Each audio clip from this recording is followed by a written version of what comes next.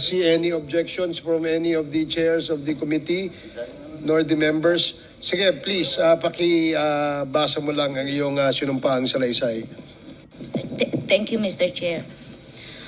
On September 12, 2024 and September 27, 2024, I was invited to serve as a resource speaker during the recent legislative inquiry conducted by the Joint Committee on Dangerous Drug, Public Order and Safety, Human Rights and Public Accounts of the Honorable House of Representatives regarding the investigation into the war on drugs of the previous administration.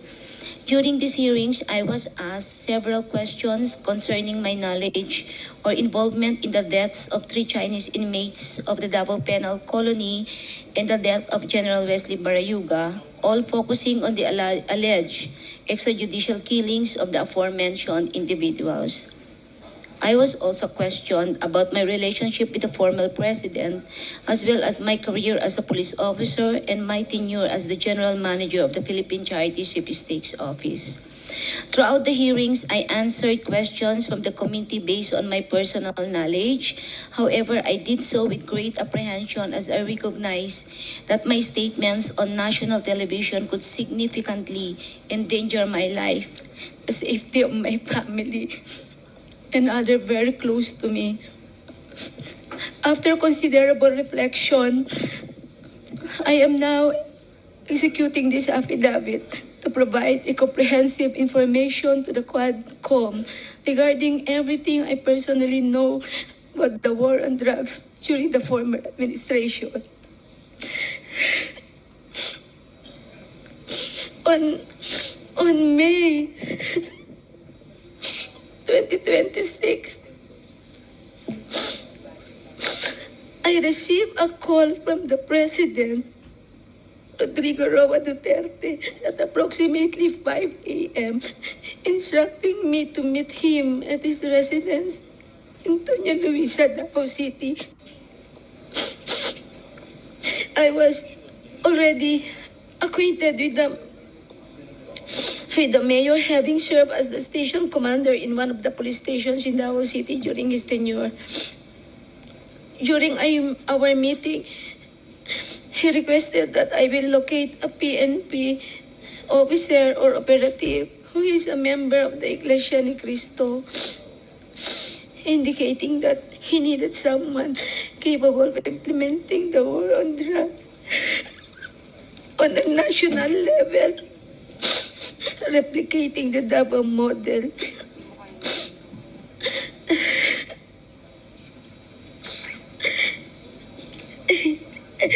The Davao model referred to the system involving payment and reward.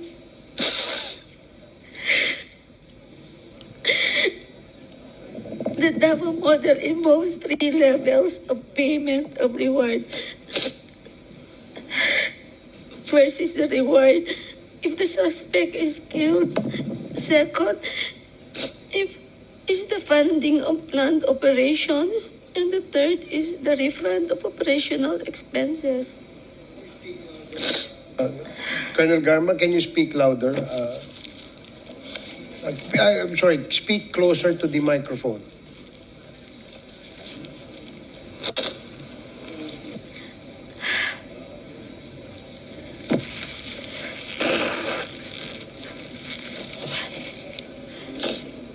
Initially, I informed the President that I was unaware of any individual with those qualifications, as I had not been assigned outside of Davao City or had served in the national capacity within the PNP.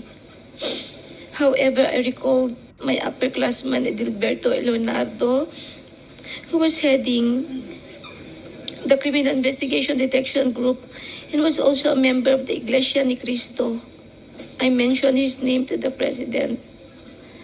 On the same day, a certain individual named Muking contacted me to request for the phone number of Leonardo's contact details, which I promptly provided. A week later, I learned from Arthur Narsolis via phone call that Sir Leonardo had been summoned and was instructed to proceed to the Royal Mandaya Hotel in Davao for a meeting.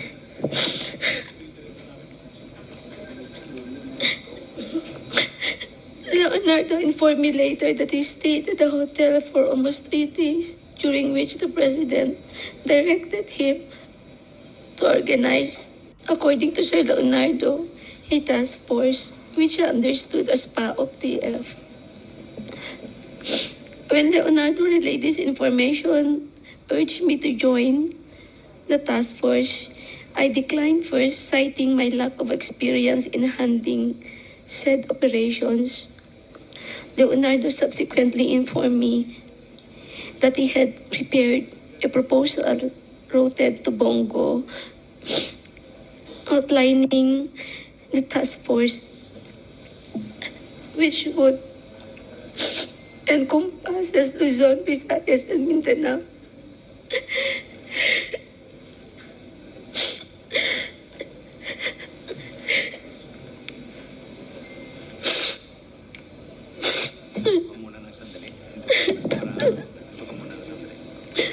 I am afraid of my life, Mr. Chair, and the life of my relatives and my friends and classmates.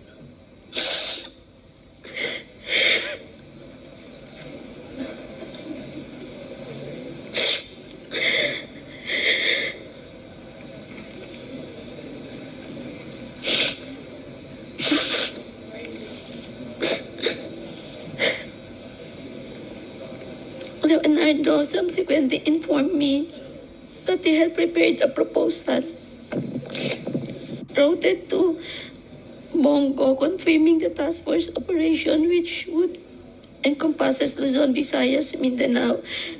He also inquired if he and his classmates could have a courtesy call with the president through Bong Go for a photo opportunity. Considering this, I thought it prudent to invite also my classmates to join the courtesy call.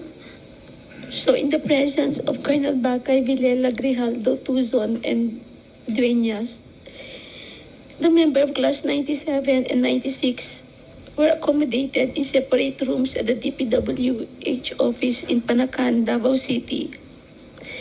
The president did not enter our room, and I was unaware if he visited the room of class 96. After the courtesy call, Leonardo informed me that the structure of the mentioned task force would undergo changes. In June of 2016, Leonardo has transferred from Manila to assume the position of the chief of the CIDG Region 11. During the initial 3 months of the assignment, I facilitated all meetings between Leonardo and Bong Go at Leonardo's request. Subsequently, they established direct communication.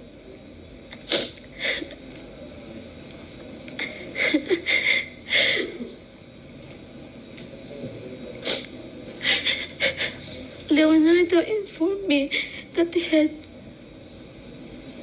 recalled several trusted personnel,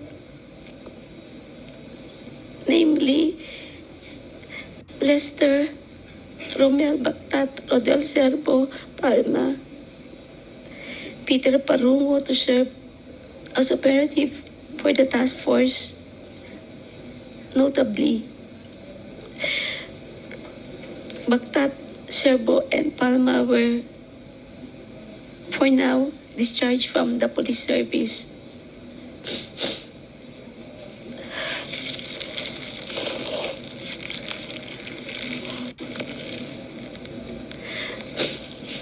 Romel Baktat, Serbo, Palma were all former police officers stationed at the CIDG 11 office. They were discharged from the service on or about a year ago due to an operation that led to the killing of one individual. Lester Berganyo is a provide citizen, while Peter Parunga was a former detainee of CIDG due to a charge of rape that has been cleared. Romel Bactat, Cervo, Palma, and Parunga were charged with the task of collecting and verifying informations provided by police officers in the field concerning arrests, deaths of individuals named in the list of drug personalities, and creating summary reports. All of these reports would then be encoded and compiled by Lester Berganyo. The compilation is thereafter elevated to Sir Leonardo, who will decide what level the arrest or killing was and its corresponding reward. Rewards were only given for killings, while for arrests only for the funding of Copland, and refund for operational expenses was given. I saw how these individuals operated when I would visit my friend in CIDG 11. He conveyed that the task force would be structured differently and that he submitted a document to Bong Go detailing the task force operation, including an overview of the current drug landscape in the Philippines. I was informed that the drug structure originated from Bucor, where numerous drug lords are currently incarcerated, and that it has 3 branches, Luzon, Visayas, and Mindanao, with Peter Lim involved in the Visayas region. Once the task force became operational, I later learned that all Copland's funds, refunds for operational expenses, and rewards for agents were processed through the account of Peter Parungo. Currently, Lester Berganyo maintained a comprehensive list of the drug personalities of the Philippines. Leonardo conducted briefings for all PDEA, IG regional directors, and PNP chiefs regarding the drug situation. Additionally, if any individual died during police operations, Leonardo will report the incidents to Bong Go for inclusion in the weekly report and request for refunds of operational expenses. Leonardo had final authority to determine who would be included in the list of drug personalities and to classify their threat level, as well as the discretion to remove individuals from the list. Furthermore, in 2016, while I was at the CIDG office following up the appointments of my personnel, I overheard Padilla discussing drug activities at the Davao Penal Colony with Leonardo. Padilla specifically identified certain Bucor officers involved in drug trade, notably mentioning an officer named Ginto, who was subsequently killed along with other Bucor members. These are the critical facts I personally know regarding the drug war of the previous administration. I am prepared to provide additional details and information in a supplemental affidavit or during an executive session at the discretion of the committee. I affirm the truthfulness and accuracy of the above statements to assist in the investigation by the Joint Committee, Your Honors. Mr. Chairman. Go ahead, SDS. Mr. Chairman, alam mo, papasalamat ako kay Ma'am Garma. And no, alam po natin ang nararamdaman mo. Pero kaya ako umakyat, nanonood po ako sa TV, sa baba. Mukhang itong committee na to parang pinilit ka para magsalita. Kaya ka umiiyak. Baka sabihin ang Quadcom pinilit ka para magsubite ng affidavit at basahin mo. Umiiyak ka. So gusto po namin kasi na pakita mo talaga na kusang loob ang sasabihin mo dito sa Quadcom. Wala pong sapilitan at galing po sa puso nyo ang pagsasalita. So kaya po ako umakyat, nasa baba ako, kausap ko yung mga ibang kasama natin. Ma'am Garma, alam ko naman po yung sitwasyon nyo. May nanonood po sa atin buong Pilipinas, lalo na sa Mindanao. Alam ko po kung ano nararamdaman nyo. Pero pakita nyo naman po, in the interest of fairness of every Pilipino, pakita po natin yung fairness dito. Kung titignan nyo po yung mukha nyo sa TV, ang analisa po namin, parang itong committee na to, which is ako na bigla, may affidavit kayo. Kaya ako po sana, kung pwede, kasi hindi po naintindihan yung mga binabasa nyo, yung mga nanonood. Yung affidavit nyo, hindi po naintindihan yung mga televiewers natin. Kung kayo nandito, naintindihan nyo, pero pag nasa TV kayo, hindi nyo po naintindihan yung mga sinasabi nyo. Mr. Chair, on that note, kung pwede po, magpahingat siya, huwag siya umiyak, sabihin niya lahat in a clear reading, in a clear words. Ako po, I move sana para basahin niya ulit yung kanyang affidavit, Mr. Chairman. Salamat po. Siguro, Miss Roina Garma, we will give you time to be composed. And we cannot blame you doon sa inyong emotion. Ako rin, nabigla din ako doon kasi it's a sudden turnaround, no? From the last mga hearings po natin. And suddenly, we will be receiving an affidavit like this, no? Siguro, malapat lang pong sabihin natin sa committee to kung somebody forces you to execute an affidavit like this.